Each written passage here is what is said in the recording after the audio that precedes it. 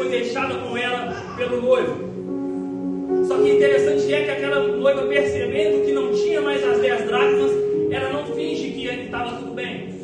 Aleluia. A Bíblia vai dizer que o primeiro passo que ela toma é acender a candeia. Aleluia. Aquela mulher se encontrava num ambiente de escuridão, porque se não tivesse escuro não tinha necessidade de acender candeia.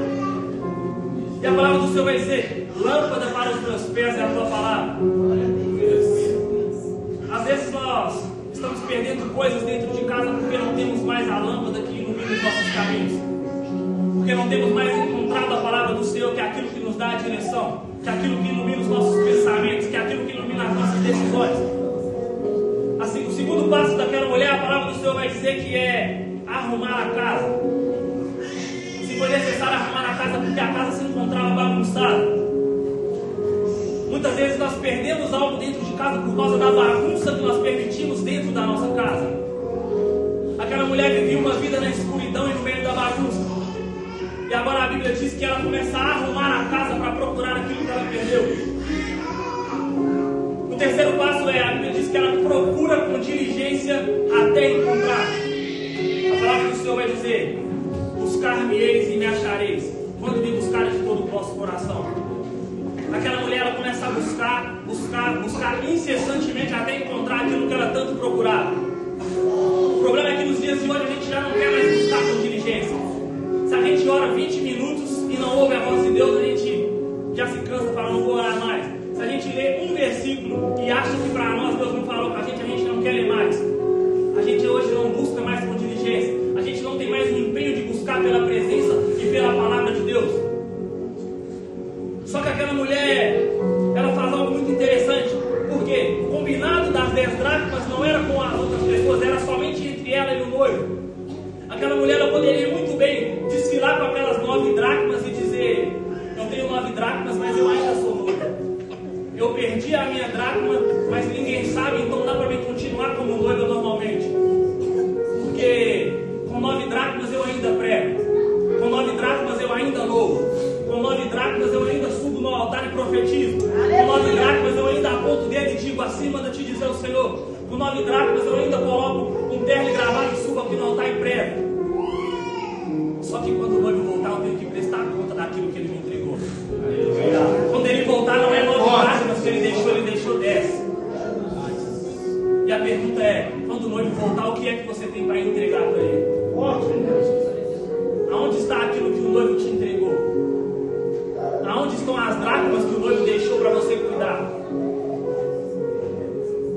E aquela mulher, ela não se contenta com uma vida de aparência. Aquela mulher não se contenta com esconder o que estava de errado.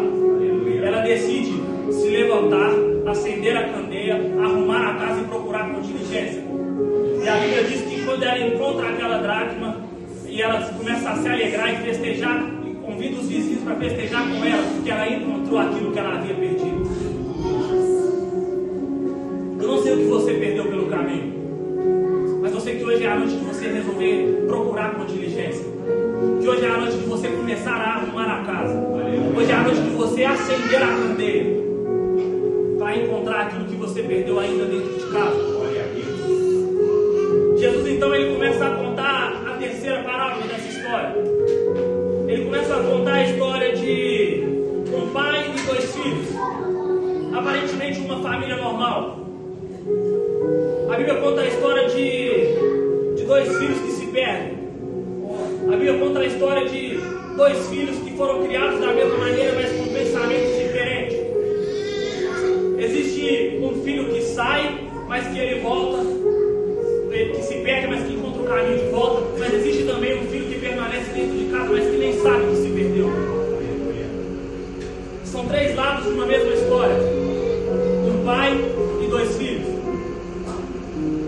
A Bíblia começa a contar que certo dia um desses filhos se levanta e diz para o seu pai: pai, me dê a parte da minha herança para que eu possa ir embora. Todas as vezes que a gente fala a respeito de herança, a gente está falando a respeito de morte, a respeito de algo póstumo. Não existe receber herança ainda com o pai vivo. Não existe receber riqueza, receber herança com aquele que tem que te entregar, que vai deixar para você ainda vivo. Só que todas as vezes que a gente começa a se revelar dentro de casa a gente começa a quebrar princípio. A gente começa a querer pular etapas da nossa vida. E a história desse filho, a ruína dele começa aqui. Quando ele perde aquilo que ele tinha mais de precioso, que era a comunhão que ele tinha com seu pai. Porque a Bíblia vai dizer que ele pede ao seu pai para receber a herança com o pai ainda vivo. Porque aquele filho vivia com seu pai, ele tinha obrigações de filho, ele tinha deveres de filho. E por causa de tudo isso que ele tinha, os seus afazeres dentro de casa, e assim é conosco, ele começou a ter uma falsa sensação de, aleluia, ele começa a ter uma falsa sensação de sobrecarga, porque dentro da casa do nosso pai nós temos obrigação, nós temos regras, nós temos que cumprir os nossos deveres, os nossos afazeres. E aí a gente começa a olhar e falar, mas esse fardo está pesado demais. A gente começa a achar que o jugo está pesado demais. E aí a gente toma uma das piores decisões da nossa vida, que a gente quer começar a olhar lá para fora.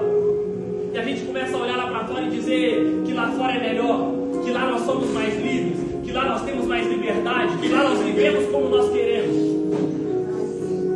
E aí nós começamos a maquinar como nós podemos nos afastar do nosso pai para viver melhor lá fora, conforme a gente quer.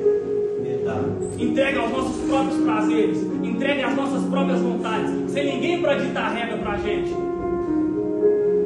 Só que a pergunta que Deus fez ao meu coração a primeira vez que eu preguei essa palavra foi: que liberdade é essa que te afasta do seu pai? Que liberdade é essa que te aprisiona? E a Bíblia vai dizer que aquele filho, ele pede a herança para o seu pai, desejando ir lá para fora. E o pai, ele não vai entregar a herança para o seu filho de imediato. A Bíblia vai dizer que primeiro se passam uns dias antes que ele entregue a herança para ele.